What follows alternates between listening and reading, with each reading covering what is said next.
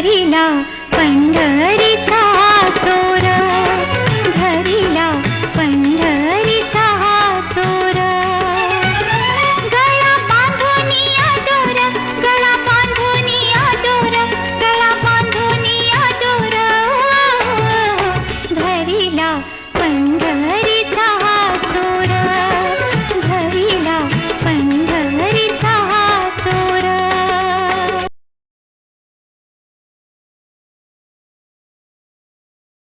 विद्यार्थी मित्रांनो, आपण संतवाणी 1 म्हणजे बघितली संत नामदेवांची.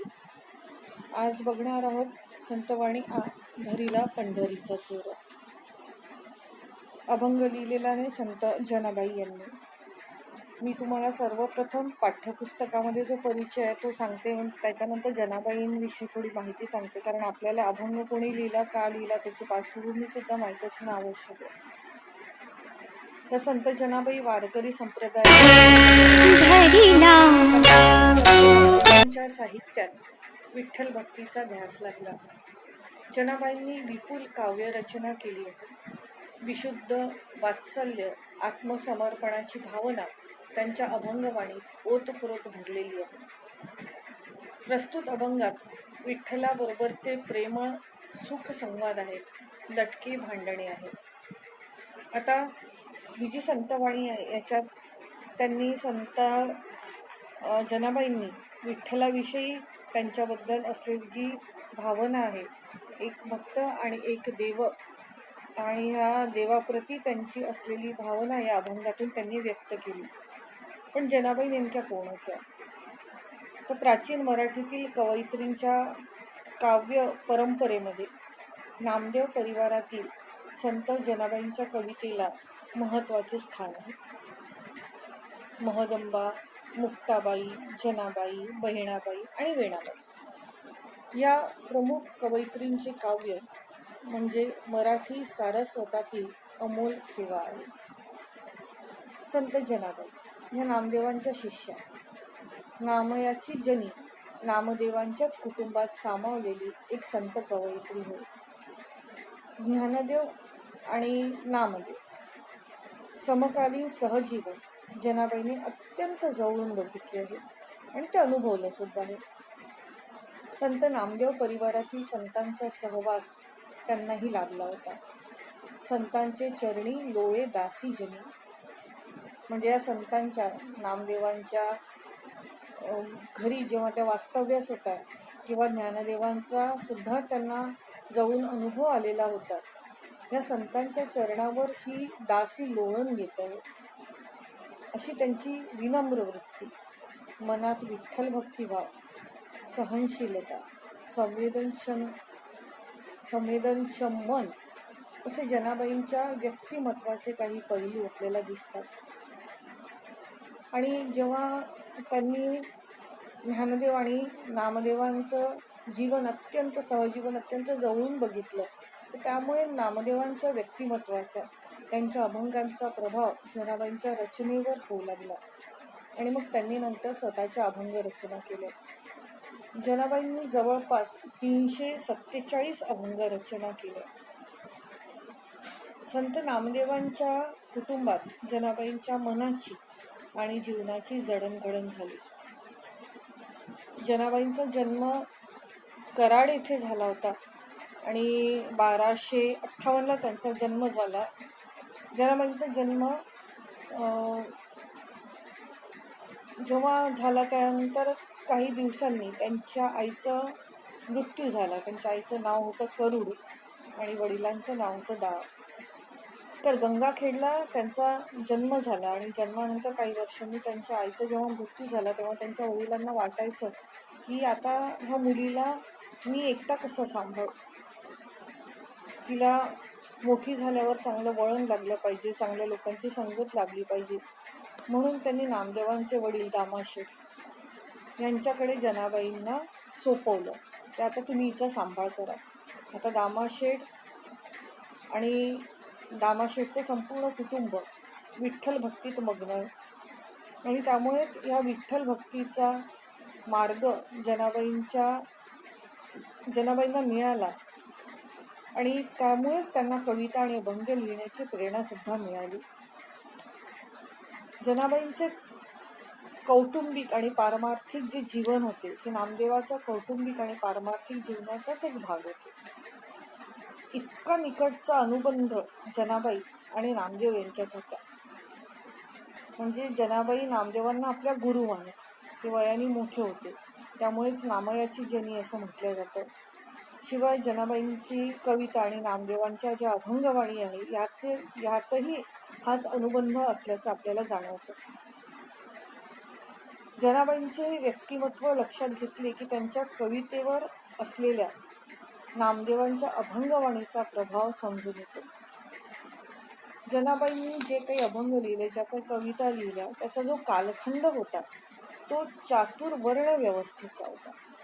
म्हणजे 4 वर्ण तेव्हाच्या आपल्या समाजामध्ये होते आणि प्रचंड सामाजिक विषमता होती. आणि या विषमतेमुळे स्त्रियांच्या शूद्रांच्या वाटेला फार उपेक्षित जीवन आले होते. नगण्य स्थान होतं स्त्रीला समाजामध्ये. आता जनाबाई या स्त्री आणि शूद्र सुद्धा, म्हणजे जाती व्यवस्थेवर आपण जाणार नाही, पण ते एका शूद्र समाजातून आलेल्या होत्या. त्यांचं जे कौटुंबिक जीवन होतं पूर्वीचं, त्याला समाजामध्ये फारसं मोठं स्थान नव्हतं. मग आता जेव्हा ह्या नामदेवांकडे आल्या तेव्हा मग नामदेवांच्या घरी कामं करायला लागल्या. घराबाहेरची कष्टाची कामं ते नामदेवांच्या कुटुंबात करत. पण हे काम करताना त्या सतत विठ्ठलाचा धावा करत.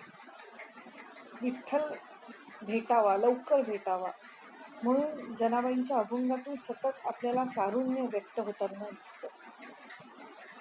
आता दामाशेठ म्हणजे नामदेवांची गुरु, यांचं जवळपास 14 जणांचं कुटुंब होतं. या कुटुंबाची सेवा करण्यात त्यांचं आयुष्य गेलं. म्हणजे अगदी झाडलोट करण्यापासून तर गोऱ्या आणण्यापर्यंतची कामं करत होत्या आणि रात्रंदिवस त्या ह्या काम करायच्या. पण हे काम करताना विठ्ठल भक्तीची तळमळ वाटून त्या वियोगाने ते व्याकुळ होत होते. त्या एक करुणपर अभंगातून म्हणतात की येगे माझी विठाबाई कृपा दृष्टीने तू काही, येई सखे धावूनी म्हणे नामयाची जनी. हे विठ्ठला, तू थोडी तरी कृपा माझ्यावर कर, थोडी तरी कृपा दृष्टीने माझ्याकडे बघ. मी किती कष्टाची कामं करते आणि ही कामं करता करता मी सतत तुझा धावा करते, तरी सुद्धा तुम्हाला भेटायला येत नाही. येई सखे धावून, तू माझा मित्र आहेस, माझा सखा आहेस, माझं सगळं काही आहे. आणि ही नामयाची जनी संत नामदेवांची जनाबाई तुझा सतत धावा करते, एकदा तरी तू मला भेटायला ये, तुझी आस मला लागलेली आहे. विठ्ठल भक्तीशी एकरूप झाल्यावर सर्वसामान्यांसाठी जनाबाईंनी उपदेशपर जवळपास 30 अभंग रचनाची रचना केलेली आहे. जनाबाईंचे अभंग म्हणजे त्यांच्या हृदयातील भक्ती रंगाचे उद्गार आहेत. जनाबाईंच्या ज्या अभंगाची भाषा होती ती अतिशय सरळ, साधी, मनाला भावणारी होती. तिच्या भक्तिभावाच्या आविष्कारात स्त्री मनाचा जिव्हाळा आहे, कोमल आर्तता आहे.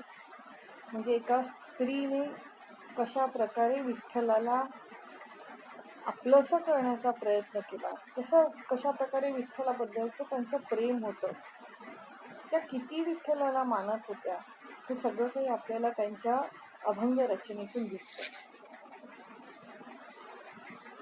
जनाबाईंच्या अभंगात प्रतिमा सृष्टी आहे, ती सुलभ आणि सुबोध आहे. आणि जनाबाईंनी ज्या काही रचना केल्या आहेत त्यातील काही ज्या रचना आहेत, जे काही अभंग आहेत, ते बरेचसे अभंग आपण बऱ्याच वेळा ऐकतो. त्यातला एक अभंग आहे की झाड लोट करी जनी, केर भरी चक्रपाणी, पाटी घेऊन या शिरी, नेऊन या टाकी दुरी, ऐसा भक्तीसी बुलला, नीच कामे करू लागला, जनी म्हणे विठोबाला, काय उतराई होऊ तुला. जनाबाई म्हणतात की मी झाडलोट करते, पण झाडलोट केल्यावर जो केर असतो ना, तो केर भरायला तू येतोस. चक्रपाणी विठ्ठला, पाठी घेऊन या शिरी, मला थोडासा विश्राम मिळावा, थोडा आराम मिळावा. पाटी म्हणजे शेणाची पाटी, म्हणजे शेण गोळा करतात ना टोपल्यामध्ये, त्याला म्हणतात. ते शेण सुद्धा तू दूर कुठेतरी नेऊन टाकतोस.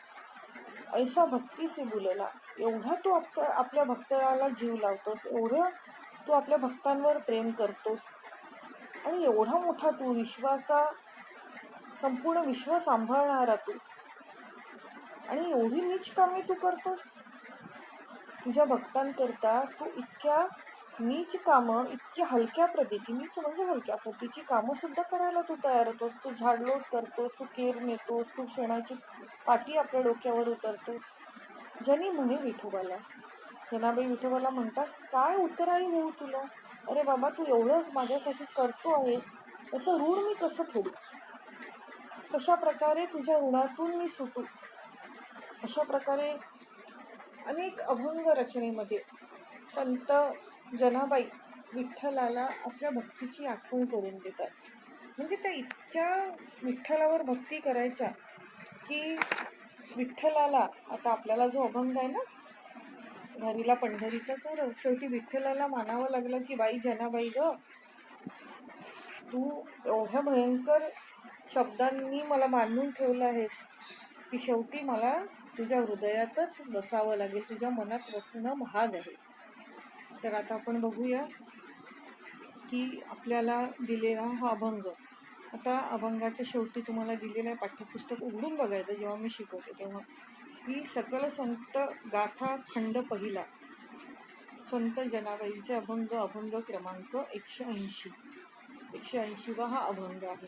आणि या अभंगामध्ये सुंदरसा संवाद आहे बरं. म्हणजे जनाबाई विठ्ठलासोबत प्रेमळ असा संवाद करतात आणि थोडंसं भांडतात सुद्धा, कारण विठ्ठल त्यांचं ऐकत नाही. मग देवासोबत कसं भांडण करायचं, तर इतकं प्रेमळ शब्दांनी त्या भांडण करतात. त्या म्हणतात, धरीला पंढरीचा चोर, गळा बांधून या दोर. या पंढरीच्या चोराला, या पंढरपुरामध्ये वास्तव्य करणाऱ्या या विठ्ठलाला मी पकडलेला आहे, आणि त्याला चोर म्हणतात. बघा, देवाला चोर म्हणतात, पण हा चोर कोण आहे? ह्या चोराने काय चोरी केली? तर ह्या चोराने जनाबाईंच्या मनामध्ये विठ्ठलाला त्या थांबण्याची विनंती करतात, आणि ह्या चोराने भक्तीची चोरी केली. तर त्या म्हणतात की मी हा पंढरपूरचा चोर धरलेला आहे, गळा बांधून या तोर. पण मी याला कसं पकडलं? तर त्याच्या गळ्यामध्ये दोर टाकला, आणि तो कोणता? तर तो भक्तिरूपी दोर. ह्या भक्तिरूपी दोरांनी मी त्याला बांधलेला आहे, त्याच्या गळ्यामध्ये भक्तिरूपी दोर टाकलेला आहे, आणि हा दोर टाकून मी या पंढरपूरच्या चोराला पकडलेला आहे, या विठ्ठलाला मी पकडलेला आहे. हृदय बंदीखाना केला, आत विठ्ठल कोंडीला. माझ्या हृदयाचा मी बंदीखाना केला, म्हणजे कैदखाना केला. आता कैदखाना कोणासाठी असतो? तर तो चोरांना ठेवण्याकरिता. तर असा हा कैदखाना मी तयार केला की ज्याच्यामध्ये हा विठ्ठल, जो चोर, विठ्ठल नावाचा चोर मी पकडलेला आहे ना पंढरपुरातून, ह्या चोराला मी माझ्या आता कैदखान्यात डांबून ठेवणार आहे. आता विठ्ठल कोंडीला, आता कैदखान्यामध्ये चोरांना ठेवतात, तसा ह्या जनाबाईंच्या हृदयाच्या कैदखान्यात, बंदीखान्यात त्यांनी विठ्ठल नावाच्या पंढरपूरच्या चोराला आतमध्ये कोंडून ठेवलेला आहे. म्हणजे त्याचा अर्थ असा आहे की त्या म्हणतात की माझ्यातून तू निघालाच नाही पाहिजे, तू कायम माझ्यासोबत राहिला पाहिजे, माझ्या हृदयामधून तू कधीच गेला नाही पाहिजे, माझ्या मनातून तू कधीच गेला नाही पाहिजे. इतकी भक्ती मी तुझी करते, आणि म्हणूनच तू कायम माझ्या सोबत वास्तव्यास असला पाहिजे, असं त्याचा अर्थ आहे. शब्दे केली जवाजोडी, विठ्ठल पायी घातली बेडी. जवाजोडी म्हणजे शब्दांची जुळवाजुळव केली. आता इथे शब्दांची जुळवाजुळव म्हणजे शब्दांची जुळवाजुळव करून भजन लिहिलं. आता ह्या चोराला शिक्षा तर केलीच पाहिजे, त्याला असं कसं सोडणार? मग ह्या पंढरीच्या चोराला शिक्षा करण्याकरता मी माझ्या शब्दांची जुळवाजुळव करून एक अभंग तयार केला आहे, आणि विठ्ठल पायी घातली बेडी, आणि ह्या अभंगाची बेडी मी विठ्ठलाच्या पायात घातलेली आहे. ज्याप्रमाणे चोराच्या पायात बेड्या घालतात की तो पळून गेला नाही पाहिजे. म्हणून त्या म्हणतात की मी भजन तयार केलेलं आहे, मी भजन गाऊन विठ्ठलाला आपलंसं करण्याचा प्रयत्न करणार आहे, की ज्यामुळे तो कधीही माझ्या तुरुंगातून, माझ्या बंदीखान्यातून, माझ्या कैदखान्यातून निसटून नाही गेला पाहिजे. सोहम शब्दांचा मारा केला, विठ्ठल काकुलती आला. सोहम म्हणजे कठोर. आता देवासोबत बोलताना सुद्धा त्या बघा किती कठोर शब्दांचा त्यांनी वापर केला, कारण त्यांना माहिती आहे की असं जर मी केलं नाही तर विठ्ठल कधीही माझ्या कैदखान्यात राहणार नाही. म्हणून त्यांनी अहंकारी, मीपणा, मी, तू म्हणजे मी, विठ्ठला तू म्हणजे मी, म्हणजे जनाबाई. आणि अशा प्रकारे आपण देवासोबत आपली तुलना कधीच करू शकत नाही. पण इथे त्यांनी स्पष्ट शब्दात म्हटलं आहे की तू म्हणजे मी. हा अहंपणाचा किंवा हा अहंकारीपणाचा शब्द त्यांनी त्यांच्या भजनामध्ये, त्यांच्या अभंगांमध्ये लिहिले. आणि तू म्हणजे मीच. विठ्ठला तुझ्यात आणि माझ्यात काय फरक आहे रे? मी तुझी इतकी भक्ती करते तरी सुद्धा तू मला आपलंसं करत नाहीस. म्हणजे तू म्हणजे मी, म्हणजे आता कुठेही तुझ्यात आणि माझ्यात फरक उरलेला नाही. एक भक्त आणि देव यामध्ये कुठलंही अंतर नाही. बघा, आपण नॉर्मल व्यक्ती, सामान्य व्यक्ती कधीच आपली तुलना देवासोबत करू शकत नाही. पण इथे जनाबाईंना शेवटी हे अस्त्र उचलावंच लागलं विठ्ठलाला, त्याला पकडण्याकरिता. चोरांना पकडण्याकरता कसं पोलीस वेगवेगळ्या प्रकारचे आमिष दाखवतात किंवा वेगवेगळ्या प्रकारचे कृत्य करतात किंवा वेगवेगळ्या प्रकारच्या आयडिया असतात त्यांच्याजवळ. तशी एक आयडिया आपण म्हणू की त्यांना वाटलं की अगोदर विठ्ठल तर असं ऐकणार नाही, चला आपण त्याच्यावर कठोर शब्दांचा मारा करू, की जेणेकरून त्याला सुद्धा वाटलं पाहिजे की अरे नाही बाबा, माझा भक्त सुद्धा माझ्याबद्दल असे कठोर शब्द वापरतो, आता तर मी त्याचं ऐकलंच पाहिजे. म्हणून त्या म्हणतात की तू म्हणजेच मी, तू म्हणजे मीच, असं त्या म्हणतात. आणि अशा प्रकारे जेव्हा त्या कठोर शब्दांचा सतत मारा करतात, सतत आपल्या अभंगातून, सतत आपल्या भजनातून त्या विठ्ठलाला तेच ते जेव्हा सांगतात, तेव्हा शेवटी विठ्ठल सुद्धा व्याकुळ होतो. विठ्ठल काकुलती आला आणि विठ्ठल शेवटी विनवणी करू लागला की बस जनाबाई, आता तुझा हा सोहम शब्दांचा, अहमपणाचा किंवा अहंकारीपणाचा जो भाव आहे, जे शब्द आहे, त्यांना आता तू थांबव. मी तयार आहे तुझ्या हृदयाच्या कैदखान्यात नेहमी करता वास्तव्यास येणार. मी नेहमी करता तुझ्या इथे राहील, सतत तुझ्या हृदयामध्ये मी बंद राहील. जनी म्हणे बा विठ्ठला, जीवेन सोडी मी तुला. जर तू माझं ऐकलं नाही ना, हे विठ्ठला, अरे विठ्ठला, जर तू माझं ऐकलं नाही, बघा धमकी देतात त्या देवाला, हे विठ्ठला, जर तू माझं ऐकलं नाहीस तर मी तुला जिवंत सोडणार नाही. म्हणजे माझ्या मनात कायम तुझं वास्तव्य राहील, अशा प्रकारची तजवीज मी करणार आहे, अशा प्रकारची सोय मी करणार आहे. जिवंत सोडणार नाही म्हणजे तुला कायमचं माझ्या मनामध्ये मी वास्तव्य सोडेल. जीवेन सोडी मी तुला जिवंत सोडणार नाही. म्हणजे जर तू माझ्या हृदयातून निघून गेलास, तू प्राण आहेस, तू सर्व काही आहे, तू माझ्या हृदयातून निघून गेला, तुम्ही सुद्धा हे जग सोडून जाईल. पण तत्पूर्वी माझी अशी इच्छा आहे की जर तू माझं ऐकलं नाहीस तर मी तुला जिवंत सोडणार नाही. बघ, त्या धमकी देऊन म्हणतात की जिवंत सोडणार नाही. आणि एवढं सगळं झाल्यावर शेवटी विठ्ठलाला जनाबाईचं म्हणणं ऐकावंच लागलं.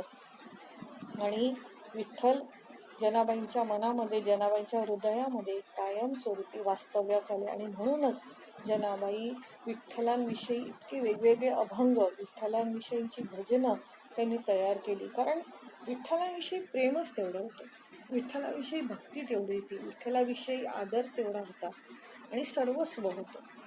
त्याच्या पलीकडे, विठ्ठलाच्या पलीकडे त्यांना जग नव्हतं. आणि म्हणूनच जनाबाई म्हणतात की विठ्ठलाला की जर तू आता माझं ऐकलं नाहीस ना तर मी तुला जिवंत सुद्धा सोडणार नाही. म्हणजे एक भक्त आपल्या देवाला अशा प्रकारची धमकी देऊन त्याला कायमस्वरूपी आपल्याजवळ ठेवण्याची पूर्णतः सोय करतो, असं जनाबाई विठ्ठलाला म्हणतात.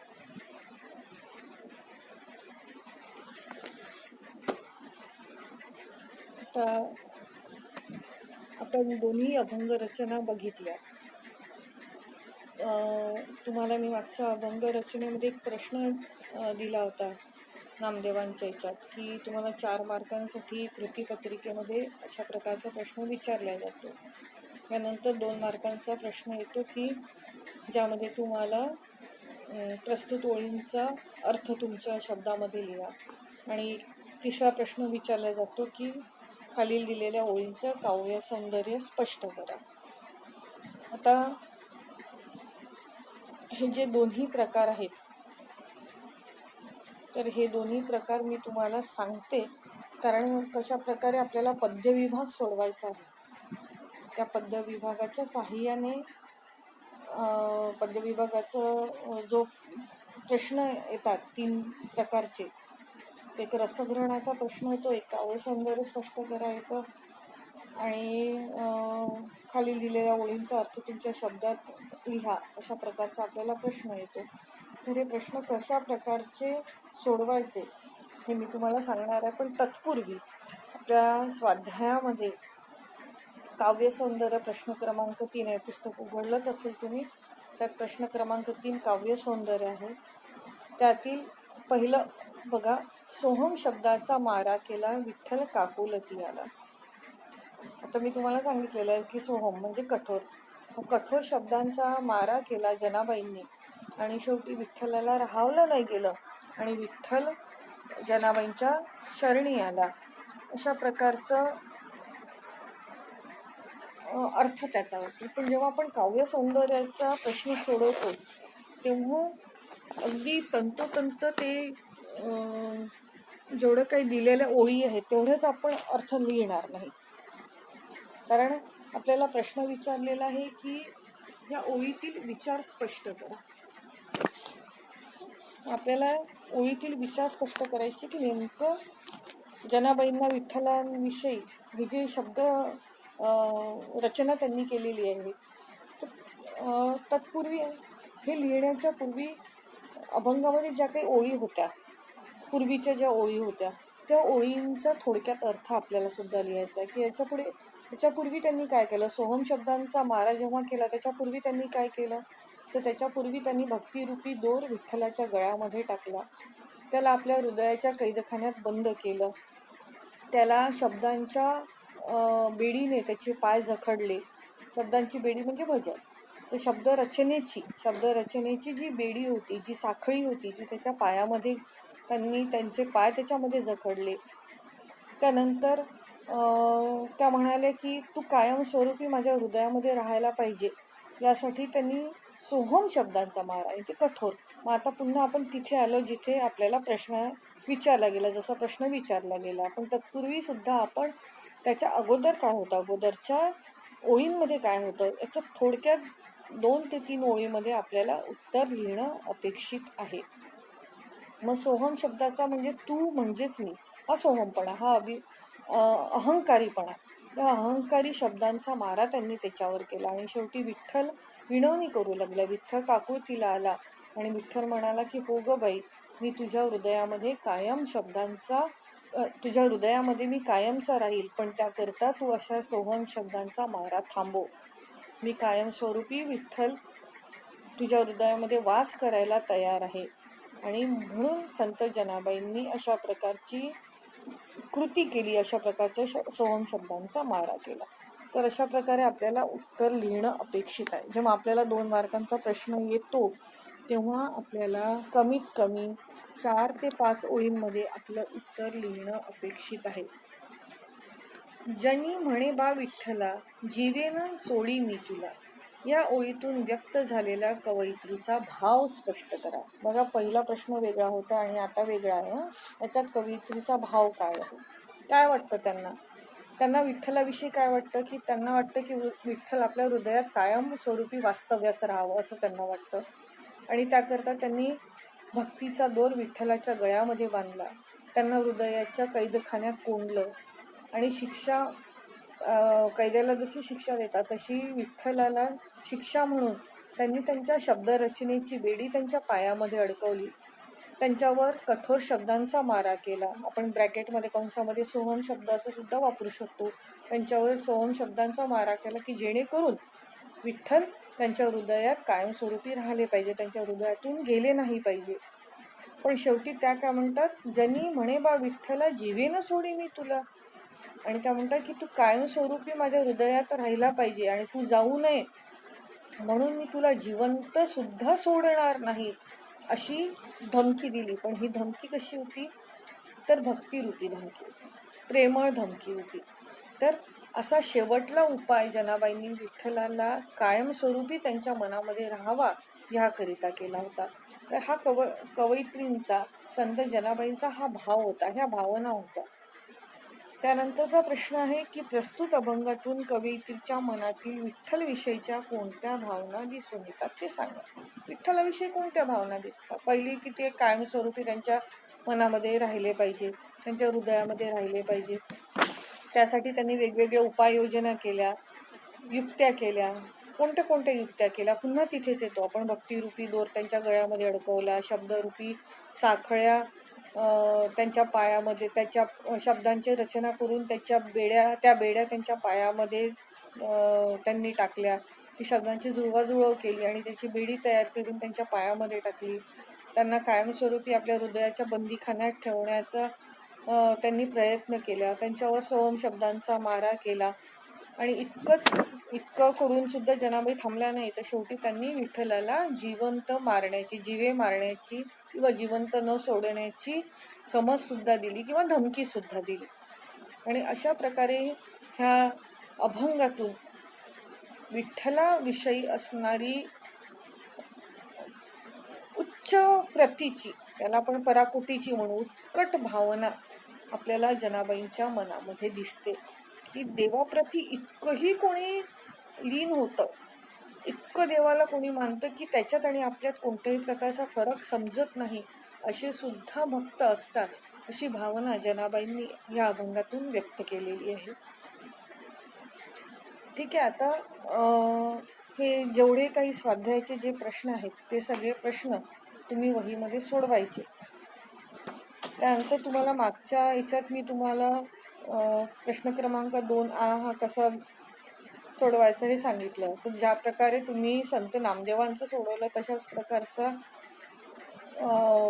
पॉईंट, जे 11 पॉईंट तुम्हाला सांगितलेले होते, ते 11 पॉईंट्स इथे नमूद करून त्या प्रकारे तुम्हाला तो प्रश्न सोडवायचा. तसं पहिलं होतं की प्रस्तुत कवितेचे कवी कोण किंवा कवयित्री कोण, रचना प्रकार कोणता. तर हा कोणता रचना प्रकार आहे? तर अभंग. पण हा कसा अभंग आहे? तो छोटा अभंग आहे. त्यानंतर काव्यसंग्रह जेव्हा आपण कविता वाचतो तेव्हा अगदी खाली तुम्हाला दिलेला आहे सकल संत गाथा खंड पहिला, तो काव्यसंग्रह. त्यानंतर कवितेचा विषय काय आहे? तर विठ्ठलाविषयीचं प्रेम. विठ्ठल सदा जनाबाईंच्या सोबत राहावे, त्यांची जवळी त्यांना लाभावी, त्यांना मिळावी, म्हणून त्यांना कायमस्वरूपी आपल्या हृदयामध्ये बंद करण्याचा जो मानस होता, जो विचार होता, तो विचार या कवितेतून कवयित्रींनी सांगितला, जनाबाईंनी सांगितला. त्या कवितेतून व्यक्त होणारा भाव कोणता? तर विठ्ठल. कोणता भाव आहे? की विठ्ठल कायमस्वरूपी जनाबाईंच्या हृदयामध्ये राहिले पाहिजे. कवितेची भाषिक वैशिष्ट्य. आता भाषिक वैशिष्ट्य म्हणजे नेमकं काय बघा. तर जेव्हा आपण भाषिक वैशिष्ट्य सोडवतो तेव्हा प्रत्येक ओळीमध्ये किती अक्षरे येतात? आता पहिल्या ओळीमध्ये आहे 1 2 3 4 5 6 7 8 9, 7 ते 8 किंवा 8 ते 9 अक्षर असणारा हा अभंग आहे. म्हणजे प्रत्येक चरणामध्ये 8 ते 9 ओळी आलेल्या आहेत. त्यानंतर यमक आहे का? हो, यमक आहे. भाषिक वैशिष्ट्यामध्ये यमक असेल तर तो यमक लिहिणं गरजेचं आहे. जसा चोर, दोर है ना, यमक जुळतो तिथे. केला, कोंडीला. तर ह्या दोन्ही चरणांमध्ये आपल्याला यमक आलेला दिसतो. त्यानंतर की आपल्याला हे सुद्धा लिहायचं आहे की हा लोकछंद प्रकार आहे आणि एक छोटा अभंग संत जनाबाई यांनी विठ्ठलाविषयी लिहिलेला आहे. त्यात त्यांनी स्वतःच्या हृदयाला बंदीखान्याचं रूपक सुद्धा दिलेलं आहे. म्हणजे उदाहरण दिलेलं आहे की हा माझं हृदय म्हणजे एक बंदीखाना आहे, ते त्याला आपण रूपक म्हणतो. चोर हा शब्द वापरलेला आहे, कैदखाना वापरलेला आहे, सोहम शब्दांचा मारा करणं किंवा विठ्ठलाला कोंडून ठेवणं, बंदिस्त करणं, असे अनेक सुंदरसे पण प्रेमळ असे भाव जनाबाईंच्या या अभंगात जनाबाईंनी लिहिलेले आहेत. सोहम शब्दाचा मारा केला. आता हे जे आहेत ना, हे कठोर शब्द किंवा अहमपणाचे शब्द, अहंकारीपणा, मीपणा, यामध्ये फार मोठं गूढ दडलेलं आहे, फार मोठं तत्वज्ञान आहे. कारण लिहिणारे हे संत आहेत, सामान्य आपण नाही आहोत. आपणात आणि त्यांच्यामध्ये भरपूर फरक आहे. त्यामुळे हे तत्वज्ञान जे अगदी सहजपणे पण सोप्या भाषेत त्यांनी मांडलेलं आहे. म्हणजे विठ्ठलाचा सहवास मिळण्याकरिता त्यांनी केलेले हे अक्षरशः एक छोटंसं प्रेमळ भांडण म्हणू आपण. ते प्रेमळ भांडण म्हणजे ह्या कवितेचं भाषिक वैशिष्ट्य आहे. त्यानंतर येतं की कवितेची मध्यवर्ती कल्पना. काय कल्पना आहे की विठ्ठल कायमस्वरूपी संत जनाबाईंच्या हृदयामध्ये वास्तव्यास असावे, त्यांचा सहवास लाभावा म्हणून त्यांच्याशी त्यांनी केलेलं हे छोटंसं प्रेमळसं भांडण आहे. कवितेतून व्यक्त होणारा विचार कोणता आहे? कवितेतून कोणता विचार व्यक्त होतो? म्हणजे एक चोर आणि एक शिपाई. शिपाई इथे संत जनाबाई आणि चोर म्हणजे पंढरपूरचे विठ्ठल माऊली. आणि ही माऊली चोर आहे आणि जनाबाई शिपाई आहे. तर ह्या दोघांचा सहवास नेहमी करता राहावा हा विचार बहुतेक याच्यातून व्यक्त होतो. त्यानंतर कवितेत आवडलेल्या ओळी, तुम्हाला कोणत्या ओळी आवडल्या त्या तुम्ही लिहायचं. कविता आवडण्याची वा न आवडण्याची कारणे. तर कविता का आवडली तुम्हाला? तर विठ्ठलांविषयीची ही जी प्रेमळ भावना आहे की तुमच्या गळ्यात मी भक्तिरूपी दोर अडकवलेला आहे, माझ्या हृदयाच्या बंदीखान्यात मी तुम्हाला वास्तव्यास ठेवणार आहे वगैरे, संत जनाबाईंचं विठ्ठलाविषयी असलेली ही जी आसक्ती आहे, जे प्रेम आहे, हे प्रेम मला आवडलेलं आहे. किंवा अतिशय उत्कटपणे अतिशय साधे सोपे प्रमाणे तो जनाबाईंनी ह्या अभंगातून व्यक्त केला आहे. म्हणजे माझा जीव जरी गेला, माझा प्राण जरी गेला ना विठ्ठला, तरी मी तुला सोडणार नाही. म्हणजे जेव्हा माझा जीव जाणार तेव्हाच तू माझ्या हृदयातून बाहेर पडशील, तोपर्यंत तू माझ्या हृदयात कायमस्वरूपी वास्तव्यास राहणार, असं संत जनाबाईंचं म्हणणं आहे. आणि ही एक प्रकारचं आंतरिक ओढ आहे. त्यांना हे सतत वाटत राहतं की विठ्ठल देव माझ्यापासून कधीच दूर नाही गेला, सतत माझ्या मनामध्ये, सतत माझ्या जवळच असला पाहिजे. आणि त्या सगळ्या काही गोष्टींमुळे बहुधा आपल्याला हा अभंग आवडतो की एक भक्त आपल्या देवाविषयी इतक्या सुंदरशा रीतीने त्याच्याशी भांडून त्याला आपलंसं करण्याचा प्रयत्न करतो. हे सुद्धा आपण लिहू शकतो. कवितेतून कोणता संदेश मिळतो? शेवटला प्रश्न येतो की परमेश्वर आणि भक्त, देव आणि भक्त किंवा परमेश्वर आणि भक्त यांचं हे जे नातं आहे, हे नातं कसं असावं? अतूट नातं असावं, कायमस्वरूपी भक्त आणि देव सोबतच असले पाहिजे, त्यांच्यामध्ये इतकी जवळीक असावी. बघा, जनाबाई आणि विठ्ठलांची इतकी जवळीक होती, म्हणून शेवटी विठ्ठलांनी ऐकलं ना त्यांचं की बाई ग आता तू सोहम शब्दांचा मारा बंद कर. ही जवळीक होती, ही जवळीक निर्माण व्हायला पाहिजे. आणि अशा प्रकारे ह्या काय म्हणू आपण त्याला, ही भावना होती जनाबाईंची. ह्या भावनेचा सर्वोच्च बिंदू त्यांनी गाठला की म्हणजे त्या देवाला म्हणतात, त्या परमेश्वराला म्हणतात की तुला मी जिवंत सोडणार नाही. म्हणजे इतकी त्यांची भक्ती, इतकं त्यांचं प्रेम.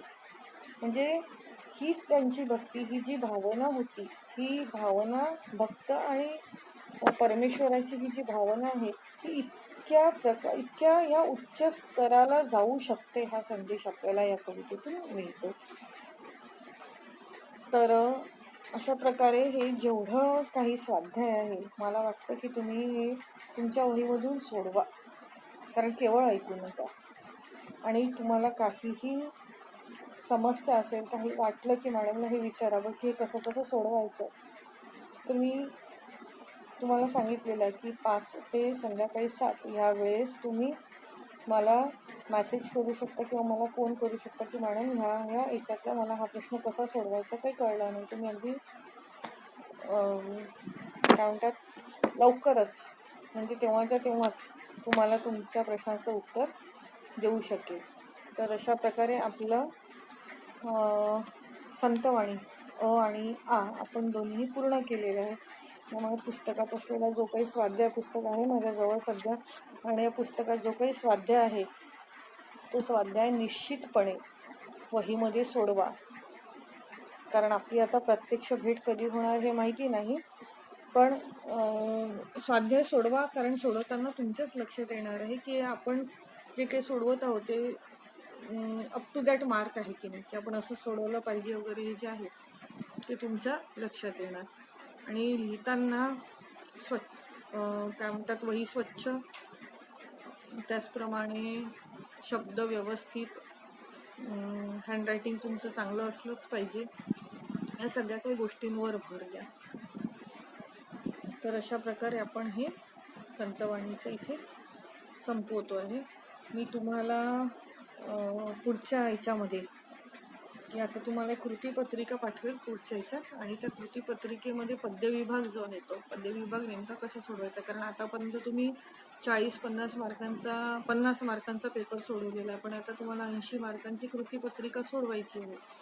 तर ही कृतीपत्रिका सोडवताना पद्यविभागामध्ये नेमकं आपल्याला कशा प्रकारे उत्तरं लिहायची आहे ते मी तुम्हाला पूर्ण रसग्रहण, काव्यसौंदर्य, त्याच्यामध्ये कोणते पॉईंट्स येतात ते कसं सोडवायला पाहिजे हे सगळं सांगणार आहे. तर त्यामुळे अपेक्षा करते की तुम्हाला संतवाणी कळली असणार आणि छान प्रकारे आपल्या नोटबुकमध्ये आपण आपला स्वाध्याय सोडवून घ्यायचं.